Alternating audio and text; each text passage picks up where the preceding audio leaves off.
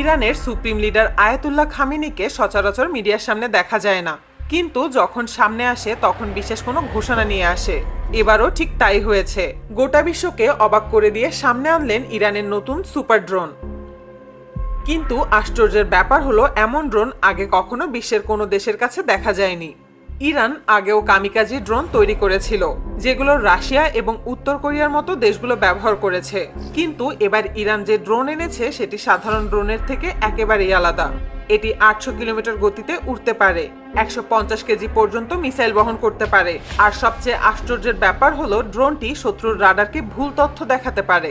অর্থাৎ রাডার ভেবে বসবে ড্রোনটা একদিকে যাচ্ছে, অথচ বাস্তবে সেটা উড়ছে অন্যদিকে। তাই প্রশ্নটা উঠছেই, ইরান এত উন্নত প্রযুক্তি পেল কোথায়? ইরানের বিজ্ঞানীরা আগের ধরা পড়া ড্রোনগুলোর অভিজ্ঞতা নিয়ে কাজ করে এই নতুন সিরিজ তৈরি করেছে।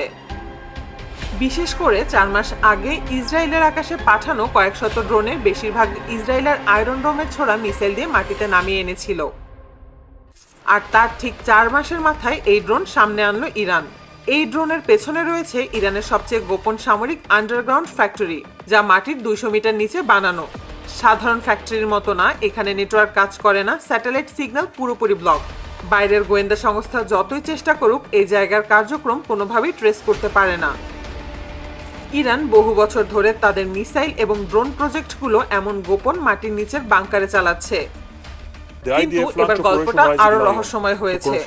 ইসরায়েলের এয়ার স্পেস এজেন্সি দাবি করেছে কিছুদিন আগে তাদের পোর্ট সীমান্তের আকাশে তারা এমন একটি অচেনা ড্রোন দেখেছে যা তাদের রাডারের সিগন্যালকে পুরোপুরি ফাঁকি দিয়ে চলে গেছে। তারা এটাকে ট্র্যাক করতে পারেনি, রাডারে ঠিকভাবে দেখতে পারেনি। তাদের দাবি সেই ড্রোন দেখতে অনেকটা ইরানের এই ড্রোনের মতো। এটা আশপাশে 3 কিলোমিটার এলাকার সব যোগাযোগ সিগন্যাল ট্র্যাক করতে পারে। কারা কথা বলছে, কোন ডিভাইস চালু, কোনটি বন্ধ, সবকিছুই ধরতে পারে। ইরান দাবি করেছে এটি মিসাইল সিস্টেম জ্যাম পর্যন্ত করে দিতে পারে। মানে মিসাইল লঞ্চার ড্রোনটিকে আটকাতে চাইলেও সেটাই কাজ করবে না। আর এই কারণেই ইসরায়েল সবচেয়ে বেশি চিন্তিত।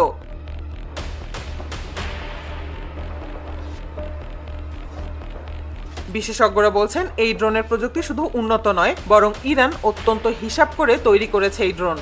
আর এখানেই রাশিয়ার নাম উঠে আসছে।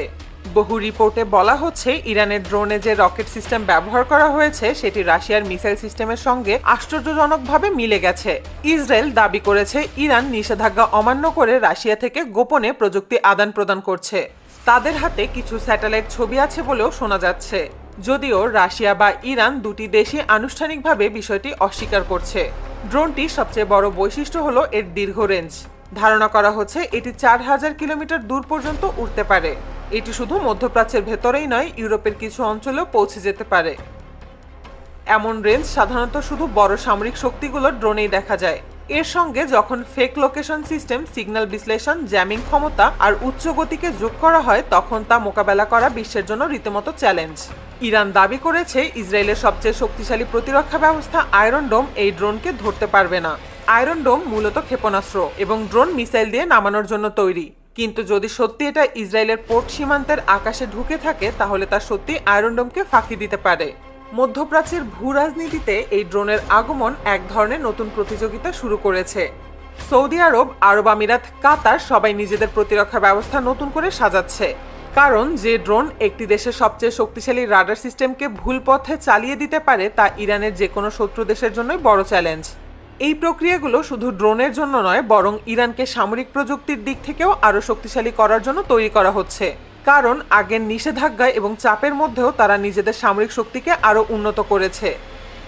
আর এবার ইরানের এই ড্রোন মধ্যপ্রাচ্যের সমস্ত হিসাব বদলে দিয়েছে।